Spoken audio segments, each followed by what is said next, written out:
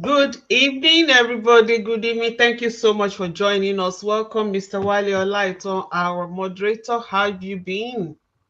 I'm very well, Dr. Vicky Omifolaji. I'm very well, and it's good to be back on the Always good Nigeria to we be want.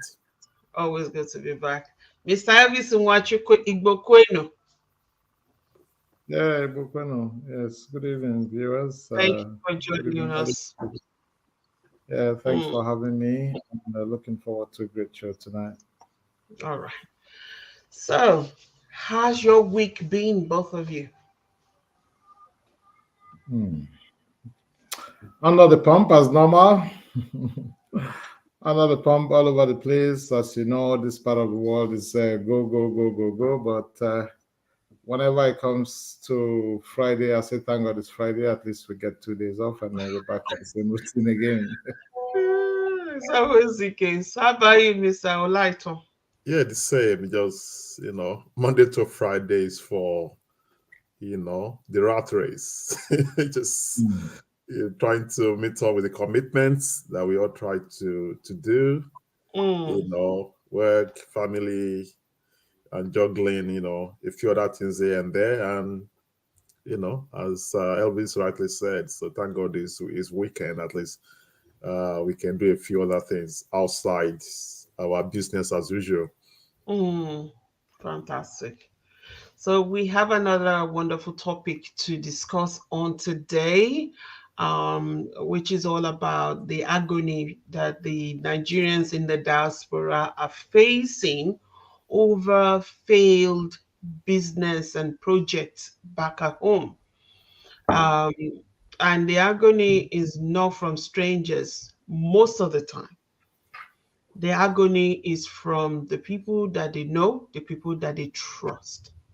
I've had my own share of stories about this, like majority of our people, and so that is the line we're tolling this evening to discuss. Because yes, we all point to the leaders, we all point to the president as if he's the only one holding Nigeria. We're all holding Nigeria. We all have rules to play. So when we can't trust people that we should be able to trust, just because the majority are so selfish, and we can turn around and say, "Oh, Buhari is bad. Oshibajo is horrible. That is terrible." How about you? So we're going to go deep into this particular topic. We've seen so many stories flying around. We've seen videos of, people that work their butts off to send the money that they don't really have. I mean, some people, they take money from credit cards, you know, they work day and night. They don't even live in good places. So we're gonna go deep into this topic, and I'm looking forward to us to seeing to hearing your views about this. So I'll just pass it on to Mr. Wale Olaiton to get us started. Thank you, Dr. Vicky. And I think we are in the right place. I think between three of us present here, I think we've got over 60 years of combined experience of Experience. living outside Mm, Nigeria. So that's I would think that it is a very important topic, and I think that we all have personal stories, on mm, this very sad incident or events of trusting people, with projects, businesses, and as Dr. Vicky said, the betrayal often coming from relatives and family and all that. So that's what we'll be discussing. So, thank you, Dr. Vicky, for providing that initial, background to the topic. But before we go deep into that, we won't forget to go to our, just to, gently, get into the scheme of things, just to, talk about what is trending. So I will start with Mr. Nwashuku. What is trending for you? Yeah, thank you, Wally. I know we're not discussing politics tonight, but obviously that's what's happening now in the Nigerian space. So what's trending for me is the pre and post election violence especially in Lagos State, where non-indigens were disenfranchised from voting as we speak. I think there's still pockets of that violence going on here and there. There is the four political parties who were not quite happy with the outcome of the presidential election and the conduct of INEC. They're all in court as we speak, with different prayers before the courts. I saw an interview that was granted by Dati, Obi's vice presidential candidate, last night, where he made the comments around more, in my opinion, prejudicial, where if the court, rules and confirms President-elect Bola Tinubu's victory, that will be the end of democracy in Nigeria. And then following that, I've also seen a petition that is flying around from Festus Keyamo. He sent one to the DSS calling for the arrest of Obi. And that is, so it's all happening. It's all heated up. I just wish these guys would turn things down so the country doesn't go up in flames. So yeah, these are these are the items that are trending for me.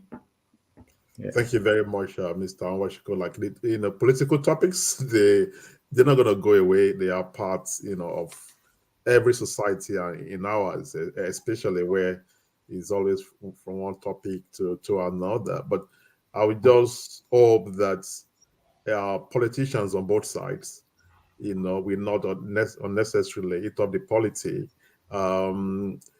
There are issues before the courts, and we hope that as leaders they should be able to trust the process, and hopefully a competent court of law in the country will be able to look at some of the cases before the court. But I think that we still have a few months before the inauguration. The inauguration is in May 29th, so we still have about 2 months for them to resolve some of the cases before the court. Thank you for that. Dr. Omifolaji, Dr. Vicky. So what is trending for you? My own personal life, I've been so busy that I haven't even looked into Nigeria at all. So your personal life has been trending for you. More than enough for me. I've been so extremely busy. I was in the Gold Coast early in the week, came rushed back, had the busy 2 days, then I had to go to Bensdale. Just arrived back. I could barely even have anything to eat. I just lay on the couch and had a snooze. So that is my own what is trending. What is trending? Okay. So I would take that, for what it is. Thanks so much. So if you just join us on the program, you are in the right place at the right time. The Nigeria we want, your number one show, your number one current affairs show. We're reaching you live from Melbourne, Australia. Our big Egbon, Mr. Yemi Shodimo, is unable to join us tonight. I think he's in the other side of the world on holiday. So we hope Egbon will be able to join us from UK next week to be part of this program where he's currently on holiday. So we go straight to our main topic. We're looking at Nigerians in diaspora, and we're looking at the agony of Nigerians in diaspora over failed businesses and projects at home due to betrayal by relatives. So, courtesy Mr. Alabi, our international producer, I quickly provide this background before we get into the real discussion. Sorry.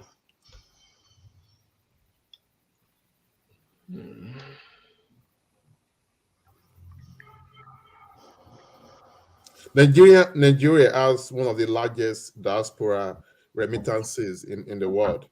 According to reports, Nigerians in the diaspora remitted more than $20 billion in 2021. But this comes at a great cost to Nigerians in diaspora. who struggle to make a living and send part of their earnings back to the country for some investment, and most times got betrayed. I think I've missed one part of that introduction. Anyway, we go straight to what really want to discuss. Later on, we provide a bit of more information. Mr. Evison Washiku, I will start with you.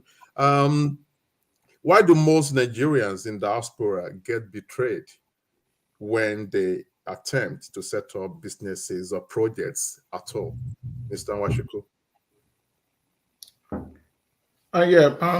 Relative to Dr. Vicky's comments earlier, it's a case of people not being honest. People wanting to fleece others, not knowing what they go through to raise funds to either set up a business or even indulge in a project. Are people not believing that there's a tomorrow? If something goes right now and the funder is happy, his or she is motivated, obviously, to wanting to invest more or to do more projects. So our people have an attitude of let me not generalize, but a lot of our people have that attitude of, I'll take it now. I don't care about tomorrow. I don't care what happens. People not believing in doing things and shaking hands and, having a better relationship down the track is a case of eat it all now and not having, that mindset or even that compassion to think, whoever is sending these funds over has, worked really hard to raise the funds they're sending back home. So it's just people being dishonest and thinking, I'll take it and nothing will happen. So yeah, that attitude really needs to change, and it's come to a point where a lot of people in diaspora are now wary, very skeptical about sending money home for either a business venture or for a project altogether. So yeah, bottom line is just people say dishonesty and also that attitude of entitlement syndrome. Yeah, that's all in that space.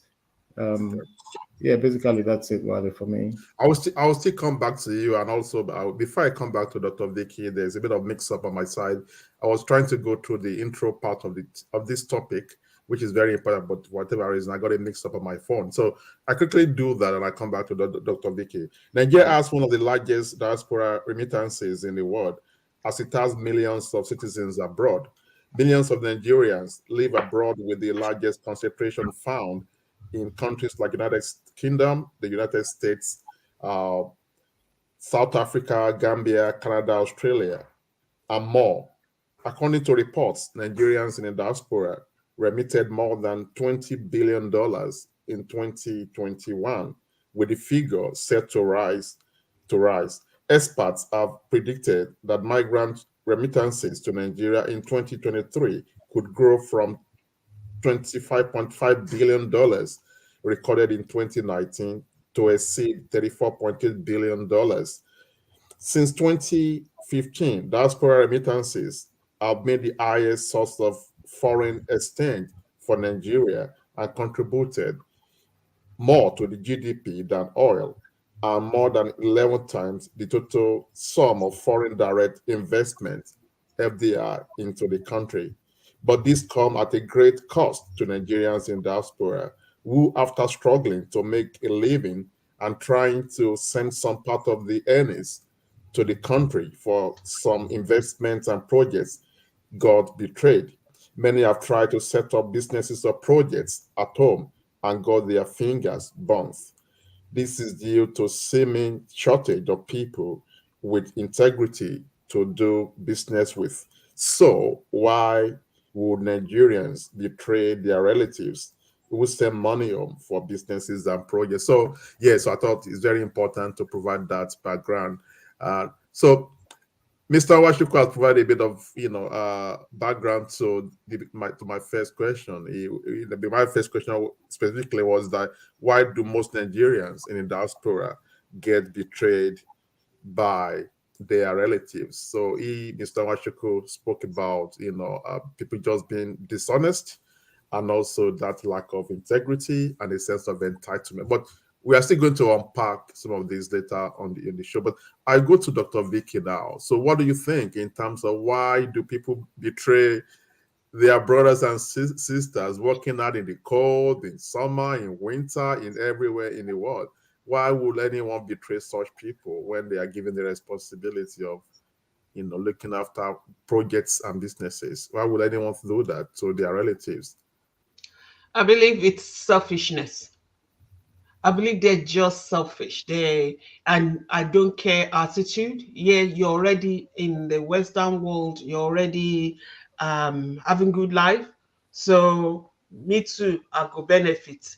So I don't care attitude and selfishness leads to people behaving like that. And there's always this hint of jealousy. Ṣé wọn nìkan ni? Na you alone kind of thing that drives people to behave like that. And we it can be the ones that we are treating right now is between those in the diaspora and those those living in Nigeria, their relatives in Nigeria. Even as a little kid, I experienced my father sending money to his brother. We were living in Ilorin, Kwara State. My father was sending money to his older brother, immediate older brother, to build his house for him. This man, when he did the foundation, he put, juju in it, and did everything so that this man will not come back home, so that we will not come back home. It was horrible. Yes, this was something that I experienced, and this were people within Nigeria. This man, I mean, how can you be building a house? I'm older than you, and I still haven't built any house. And he did everything in his power to actually destroy my father, just because he worked out, he was getting paid, and he was using that money to start building a house. Unlike this other man that started having wives upon wives.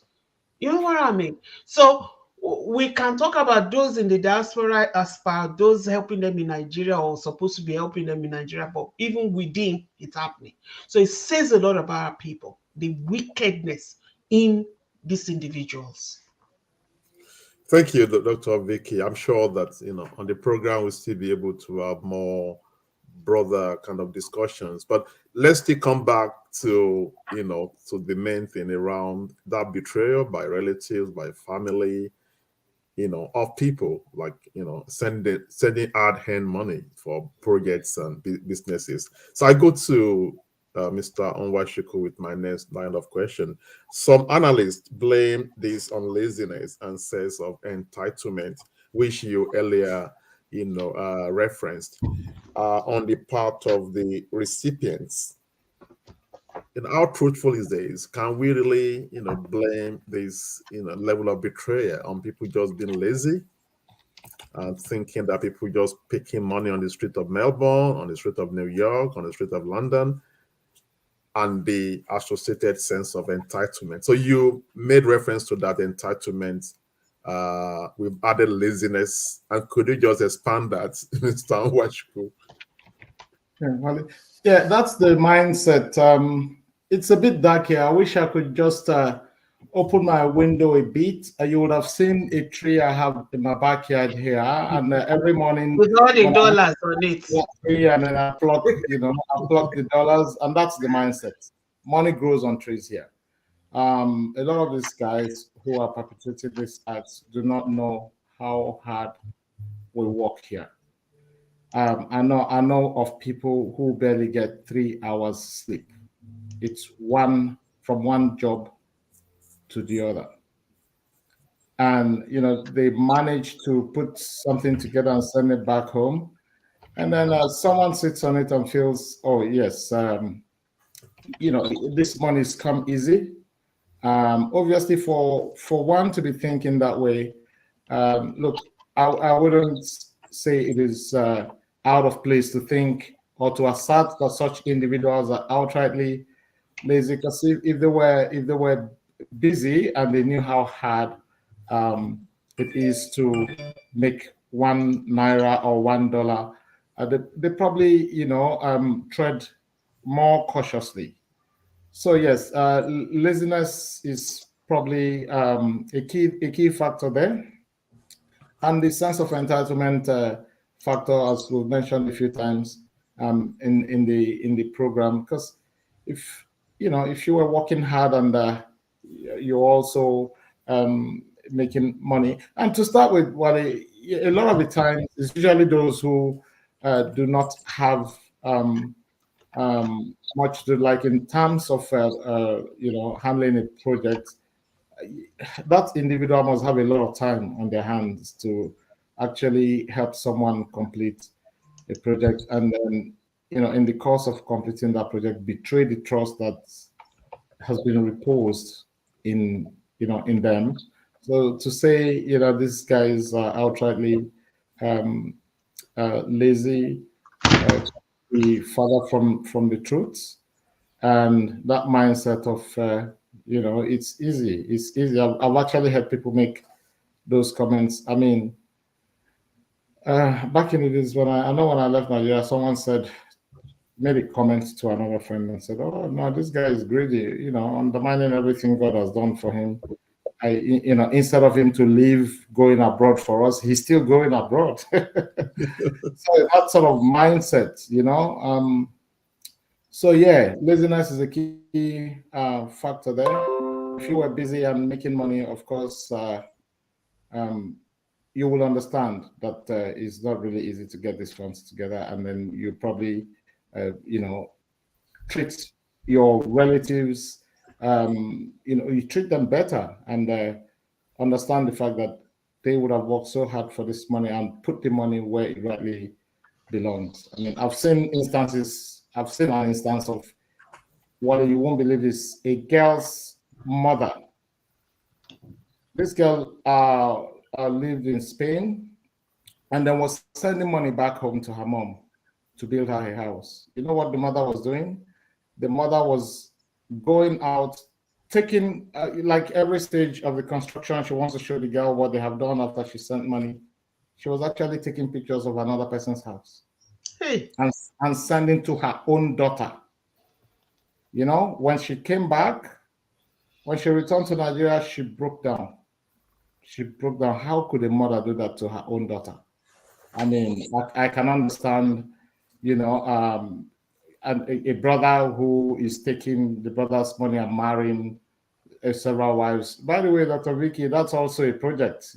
Having those wives there is a project as far as that man is concerned. So, yeah, it's really appalling. It's nothing to write home about. If a mother could treat her own daughter in that way, just tell me what she would do to an extended family member or even a friend. So Thank you. I just try to look at. I go to Dr. Vicky now. Just trying to look at the impact of that betrayal, especially when the betrayal is actually coming very, very, from family members. What could be the impact of such betrayal on our people? Someone that has labored for so long. Many years ago, I was in Spain, and I met a man, and we just we were talking, and he told me a story. He was much of an older guy, and then he was working in construction. It was like real hard work, and that was in Barcelona. And we're talking. He was a very well-educated man, and he told me he left Nigeria when we're back, and he told me he should be back in Nigeria. At the time that I was in Spain, struggling again, but the first 10 or 15 years, it was in another part of Europe. Maybe it was in Germany, or just moving around that, different part of Europe. And then he told me he was working, he was buying cars as they do at the time and send money home and everything to his brother, And when he was ready, that look, he's been able to gather some things. He felt that with what he had at home, it would be fine. So he went back home. And then he told me that he met nothing, virtually nothing. That was the time he was already about 15 years outside Nigeria. And he said the only thing he was happy was that he still had a visa to return. And then that was the time they had this Schengen visa that they could go to different parts of Europe. So he just had to find his way to Spain at the time. And it was so broken when he was just telling me that story at the time. So that was what someone told me. So I'll go to Dr. Dickey now on that same level of the impact of that betrayal. So from your psychoanalysis sort of and psychological explanation of things, I want you to put that lens on this. What could be the impact of such betrayal on our people in diaspora, especially if the betrayal is coming from home? The impact go further than what we can even ever imagine. And I will speak on this based on my own experience. When we first moved down here, the first money that we put together, we use it to buy a house. That house was already roofed and all that, but because it was abandoned, the house was actually owned by a judge, a son called Kayode Esho. I'm sure you must have heard of him. Okay. Justice Kayode Esho owned that property. We took the cash, in pounds to Justice Kayode Esho's house, all right, and paid him in cash for the house. The house was behind the teaching hospital in Ilefe. We bought this house, and the plan was, okay, we're gonna do it up, and we're gonna, put it up for rental and stuff like that. But unfortunately for us, it was a family member that we gave the house to, my husband's family, to do the work. My goodness, my goodness, he was horrendous. I mean, millions upon millions was spent, and the project was not even near completion. Rooms were created that we don't even ask. I remember going to Nigeria at one time, and this guy was doling out money as if he was giving people, water. My own money that I work hard for. This young boy, as people say, oh, hello, Epelesa. This boy will just, this pouch that he puts over, you bring it out, give them cash like this. And I was thinking, hey, what have we done? The job wasn't done. Money was being spent. That time money was still very, but it was so disappointing. I mean, now the impact of you trusting a family member. Who else do you want to trust if you can't trust your family member?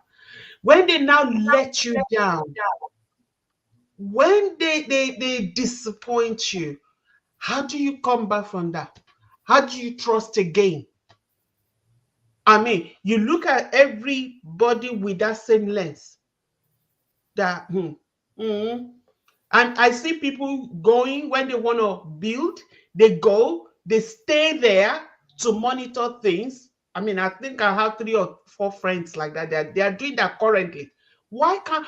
Because they can't trust. They've listened to other people's stories. Now, they will take time off work, 6 weeks, they will be there, do the project, take it up to one stage, come back, relax, do more work, get their money together, go back and spend another 6 weeks, 6 to 8 weeks, so that they can be there to monitor their own thing. You're not entrusting your own project into other people's hands. because at the end of the day, you're putting yourself into harm's risk.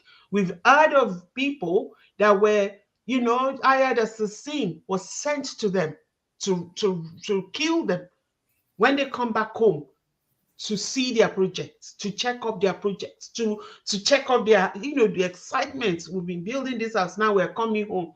They are, don't worry, come. As soon as they come like this, hired assassin. I mean, so many stories to even talk about. But the impact of this is that you don't want to leave avenue or space for other people to treat you that way. Because after working so hard to put the money together, and then people that were supposed to be your blood treating you like that, you don't want to let your guard down. And the unfortunate bit is that they are spoiling things, not for themselves alone, but other members of the family. Because, like our own story, the people involved, we don't want to have anything to do with them, Yeah, absolutely. because it was so obvious what they did. And we just pack up. We don't want to know anybody. Just leave us. Just leave us. If you can do this to us, come on. Don't even come near. At the end of the day, what we used to complete the project, because it was my father that eventually we asked that this is driving us crazy. 5 million today, 10 million tomorrow, the project wasn't even moving. What we now sent eventually, things were completed within 2 weeks. And at the end of the day, they were saying we are going, that house they will not even enjoy anything there. The kind of, so it's a lot of impact, not just on you who is working hard to send the money, but even on them, the perpetrators, and people that don't even have anything to do with it, because you look at everybody with the same lens. Thank you so much, Dr. Vicky. I'll return to Mr. Onwashuku, but if you just join us, you are on your number one show, The Nigeria We Want. We're looking at the betrayal of Nigerians in diaspora, but relatives, and friends, when it comes to investment and business opportunities in Nigeria. I'm sure everyone here, including myself, have had experience of trying to do one thing or the other, with friends, and in most cases, it just feels so disappointment. A lot of this, you feel so much disappointed. And as Dr. Vicky said, in terms of the psychology of the whole thing, you can't really trust anybody. You tend to look at everyone through the same lens.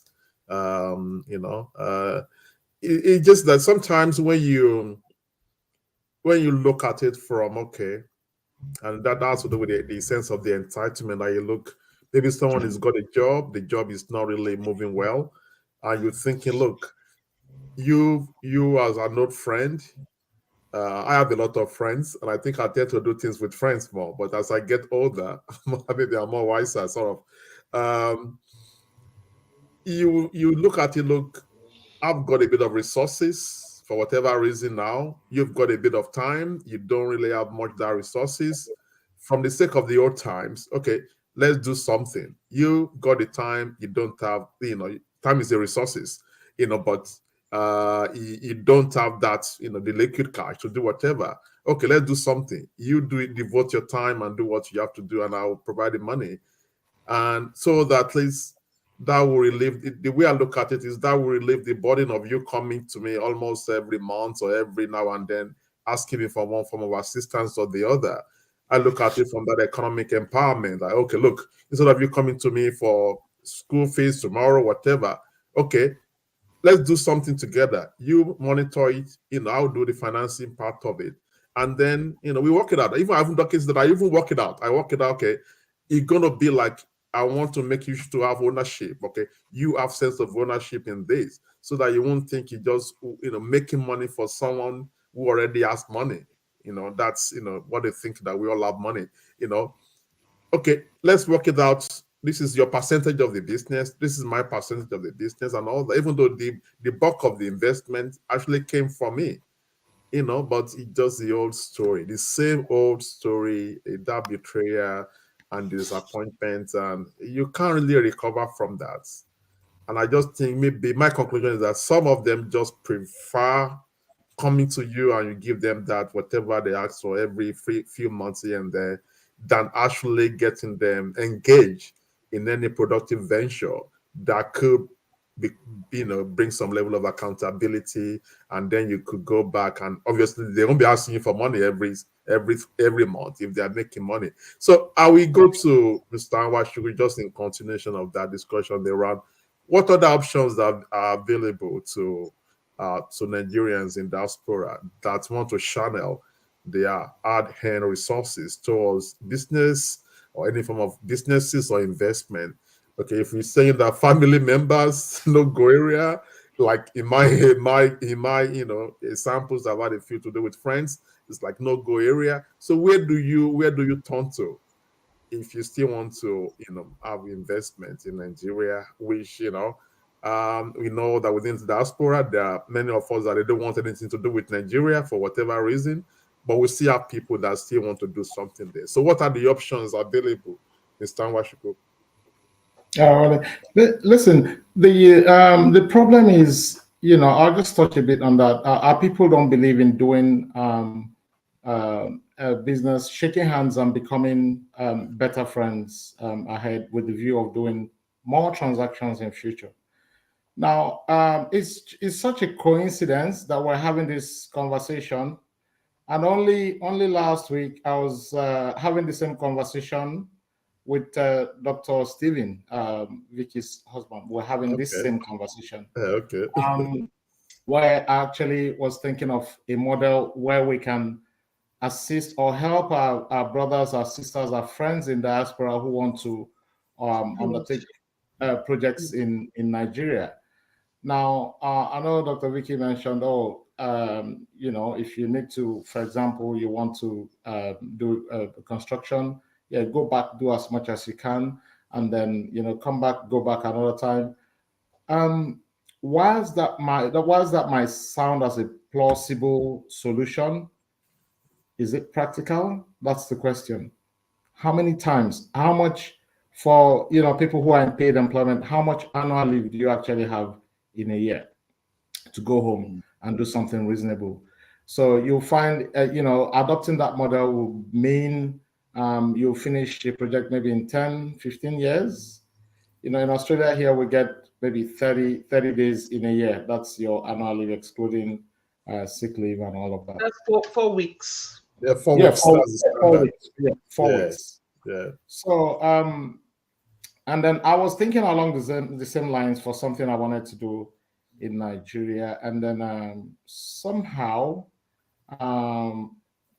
I've managed to come up with a model that really works.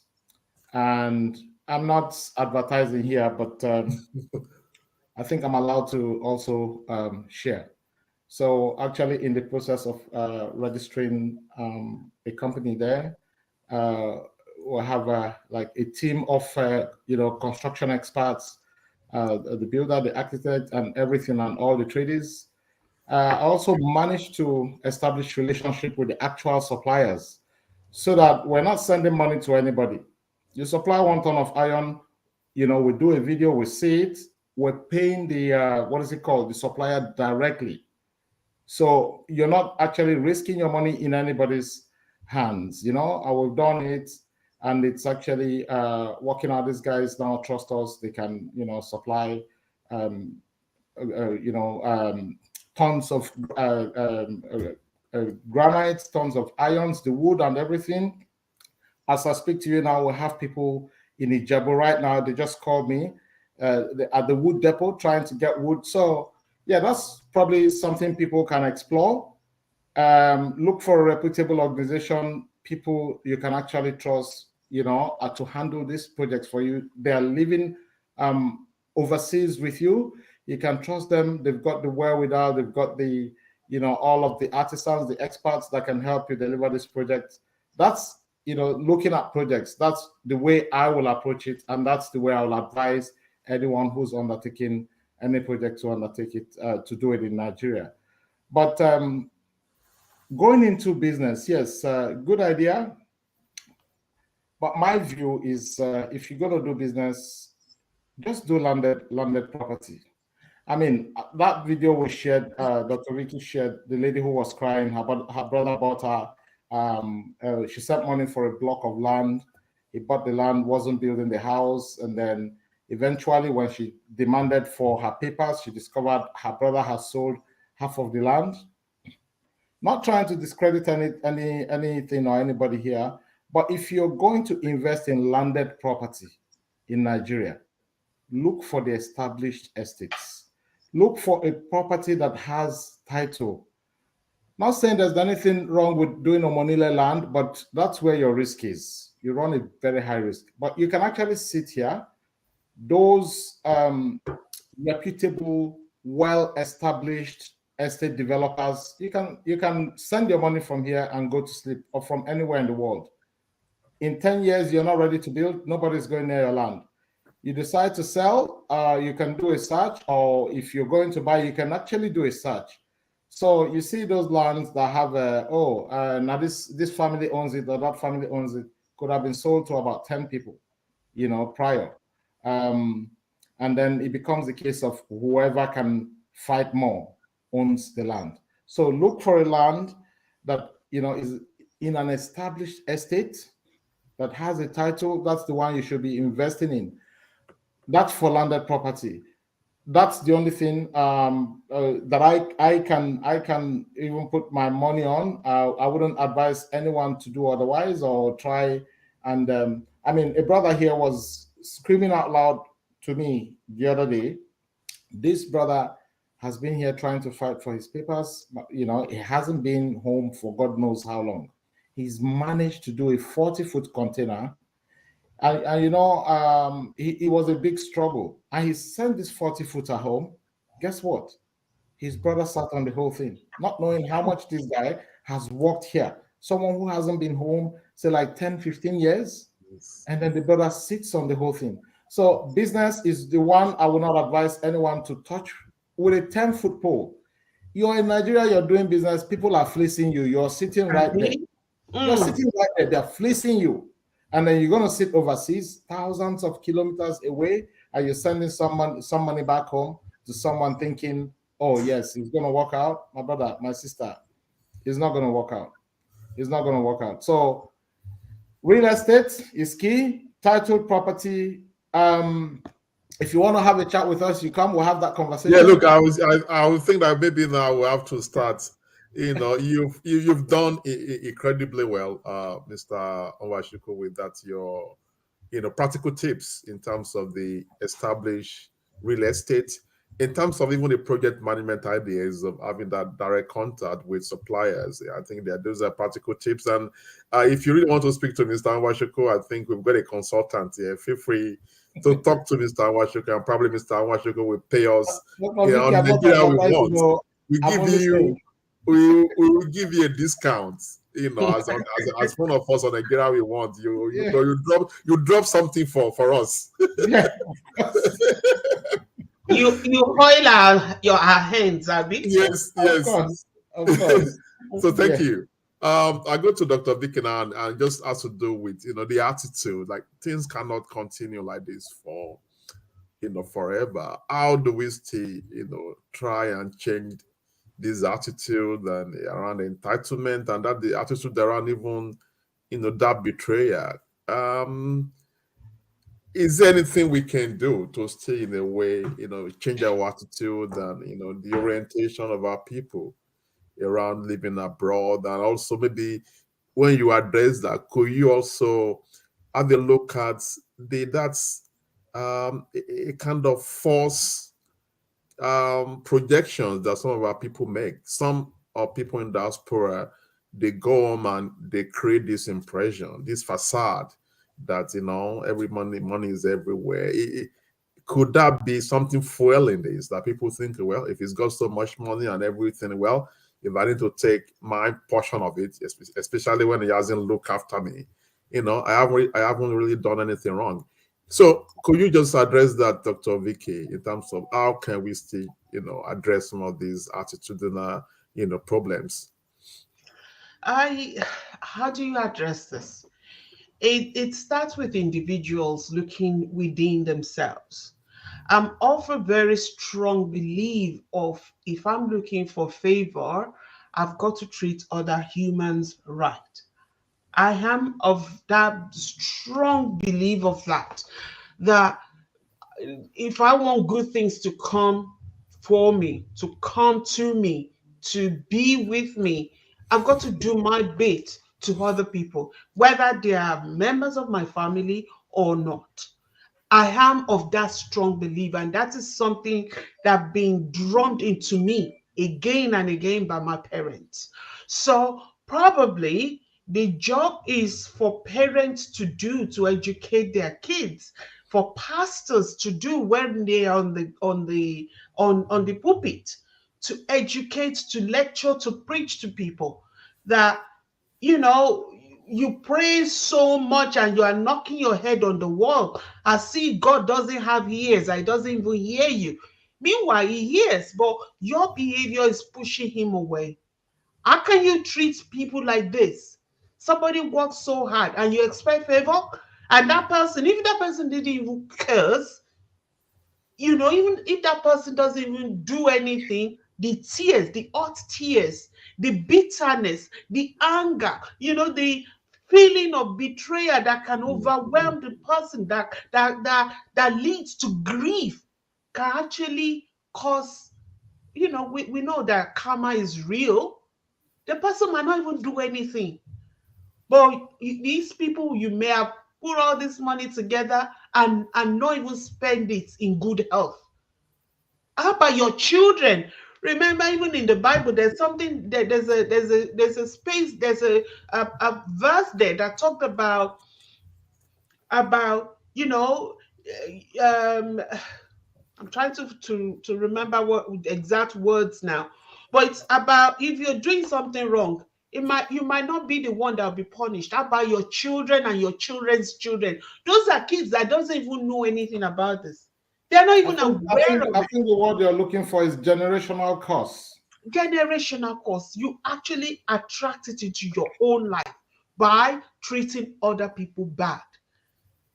How about the blood that you shed? Remember Cain and Abel. Remember Cain and Abel. It got to a point.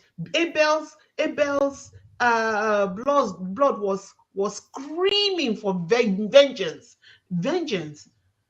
I mean, the boy didn't do anything wrong. He brought his own, what he wanted to give to God easily. And Cain chose to bring rubbish to God.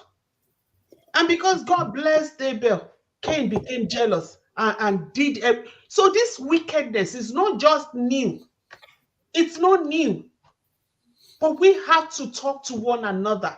And that's one of the reasons why we're actually treating this topic today, because it's becoming bad and worse, and people, they just don't think about all these things, but these things matters. You can put all that money together. I mean, I shared a story a while back of a man, elderly man, I think around 90 something year old man. He lost his only daughter, who was a judge at the time. The woman was doing well, but the woman was just gone down. She went to visit this old man, and as she was traveling back to her base, she was gone down, right? And as I was looking at it, and I look at this man, this poor elderly man, in grief, as I pitied him, I had tears. And, I just felt within me that, did you know what this man did?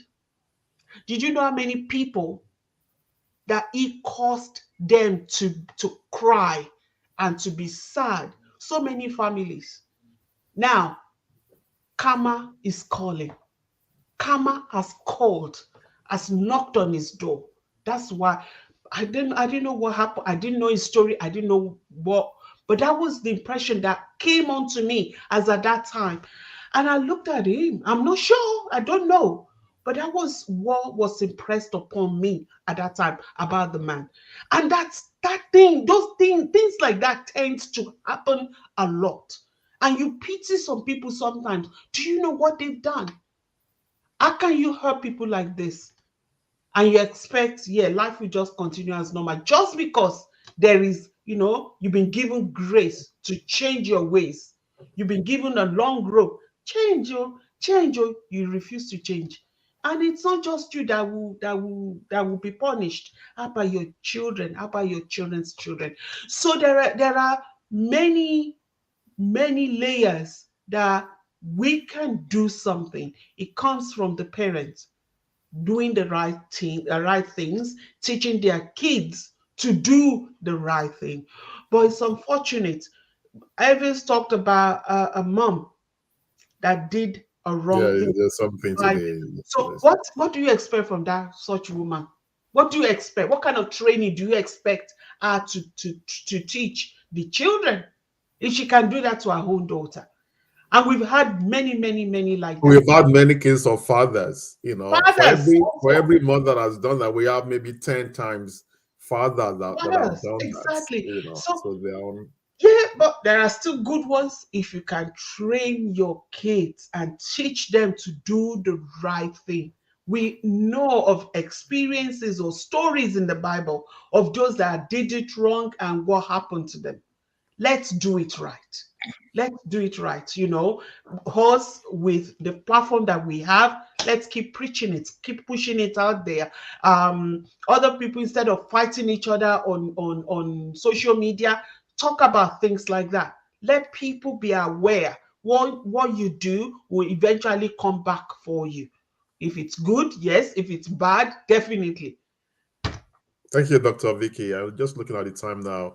I go to Mr. Nwashuku for my last question. It has to do, like, it's not uncommon when you meet politicians, and I'm sure you're a friend to an ambassador or a commissioner.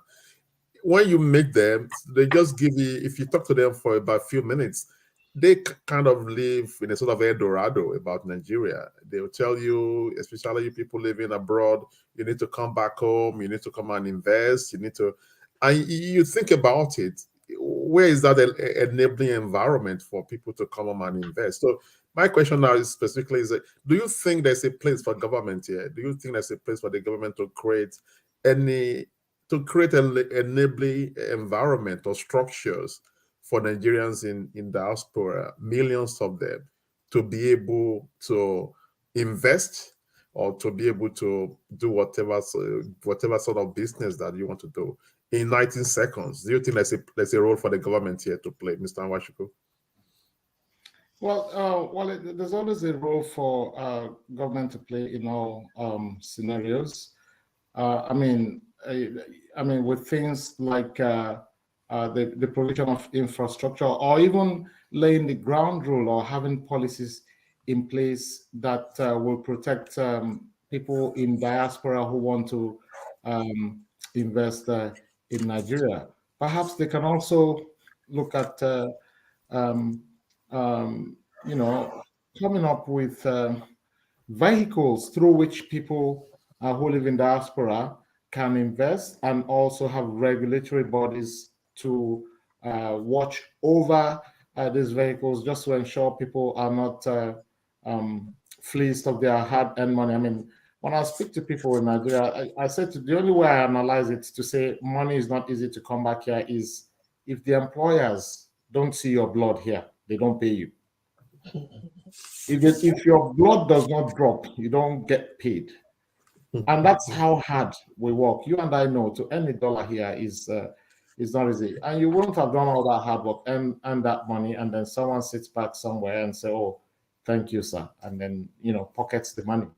So yes, there's a lot the government can do in that place. The guys who are making in the National Assembly or even in the state assemblies can come up with bills that will be engendered towards protecting foreign Nigerian diasporans who want to invest back home. Yes, there's a lot the government can do in that space. And I also believe, well, if I can interject here, Yeah, please that do. If the government isn't looking at what we are looking at, if the government, they're not showing interest and trying to protect the people, Nigerians in diaspora, when it comes to them coming back and investing or building or whatever, if they're not doing this, it's gonna and we pull back. What is that going to do? There's a lot of money that we wire. I mean, you talked about it. How many billions of dollars every single year that we send back home? Every single year. Imagine if that is taken away. What is going to happen? Because I've seen so many people that just shut everything, closed Mhm. everything. They don't want to know Nigeria. They would rather go. They will go to Vanuatu. They will go to Fiji. They will go to Dubai. They will go to other places, not Nigeria. They will invest. I met one Nigerian that what my face, my eyes saw, what I was, the way I was dealt with. The person is actually building a house in Dubai. I mean, look at the loss to Nigeria.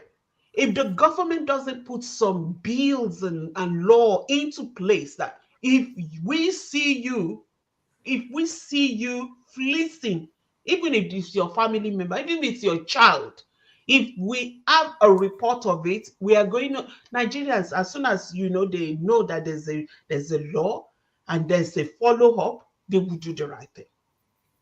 But because nothing is happening, they are getting away with it. As soon as you cry and you shout and they call few elders that doesn't, they can't even think straight. The elder, ọmọdé ló máa ń ṣe kinní kan, ìwọ náà ló tún máa apologize. You still apologize at the end of the day, and your money has gone. So the government needs to come into it, because there is going to be a big loss even to the whole country. I mean, they don't really care anyway, because they are stealing the money themselves. So probably they need to do something. Yes. Thank you. Thank you so much, Dr. Vicky and Mr. Awashiko. Is just a very important topic, and I'm sure that we've got the expertise here tonight to really extensively analyze the issues. And I think we've looked at it from the logical, rational, from the emotional angle, because one way or the other, we've all been affected one way or the other. So that's what we've discussed extensively about the need for Nigerians in diaspora to be very careful with their investment. We've spoken about the dishonesty and the sense of entitlement, and the betrayal associated with a family member taking millions of naira from you and diverting the money for their personal use. We look at it. Dr. Vicky was very spiritual and more spiritual, and biblical. She made references to, she made the biblical references to whatever you sow, that you shall reap.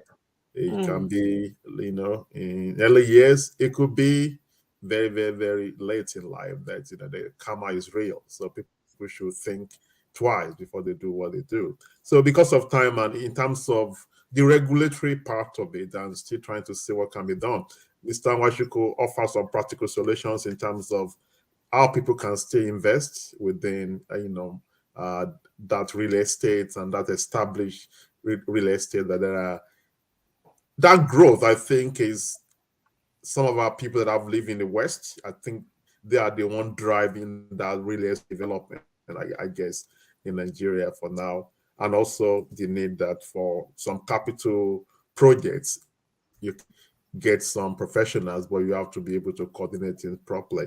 So because of time, we just have to hand over the baton to Dr. Vicky to close the show and give us closing remarks. And obviously, if you want to be a part of the show, feel free to email us at nigeriawewant@gmail.com. One word, nigeriawewant@gmail.com. Send your questions, send your comments, and we'll be reading those comments. If not today, at the next, obviously not today, the time is gone, at our next show. So, Dr. Vicky, over to you. Wow, that was a hot one.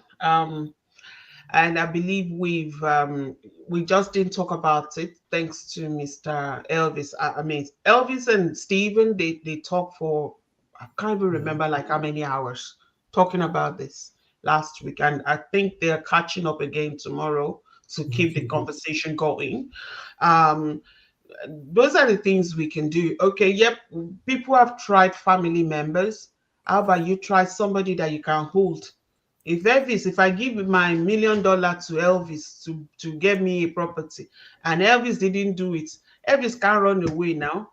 Abby, I can hold him. Elvis, what happened? I can. You are the leader here. What have you done? I need my money, Abby. So we got to find ways around it. You know, so I will be able to point people in the right direction as well. I mean, I've done 3 properties from here. I never set foot on Nigeria, and there's no stories. So yeah, people can obviously definitely benefit from, the resources and the knowledge we have, and that way they put their money and they're sure, it's safe. It's safe where they put it. Yeah, exactly. So there are ways around it. Yep. And that's one of the solutions that Mr. Evans had been able to think through and provide for those that may be interested in it. Yeah, it's been one of those discussions that we actually need to have, and we need to keep having. I wish that our producer could have showed the video that I shared earlier a few days ago, because you can't watch that and not feel the pain that young woman felt. She was so much in pain. I wish Mr. It's almost it's time, but our producer, if you're there, are you able to share that story? It's a bit too late.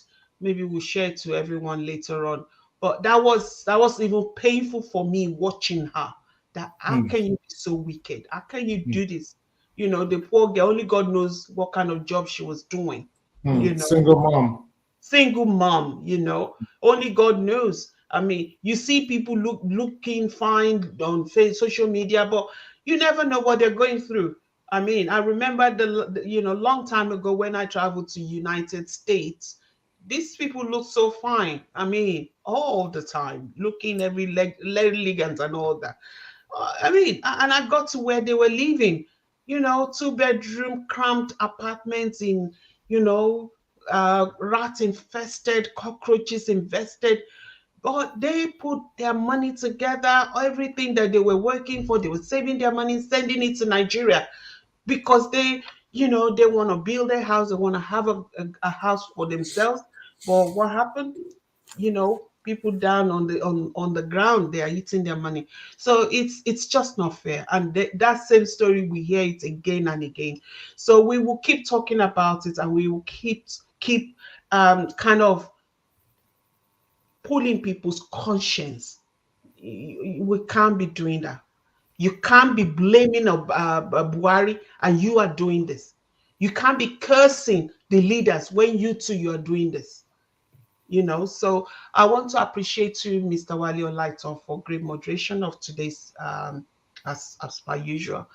Thank you so much. And Mr. Elvis Nwachuku, thank you for providing us with some practical solution to this big problem that people in diaspora, they keep facing. And to our viewers, we've had few people watching us, and they stayed from the beginning to the end. So thank you so much for your time, for checking up on us.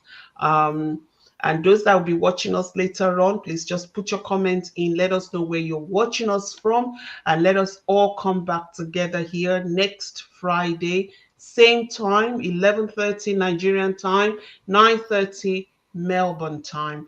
Let's come together when we provide you with another topic that we will be treating. Until then, you all take care. May God bless you. Good night. Bye. The Nigeria we want. Great Nigeria. Giant of Africa. Nigeria we want. Great Nigeria. The Nigeria we want. With Vicky Omi Folaji.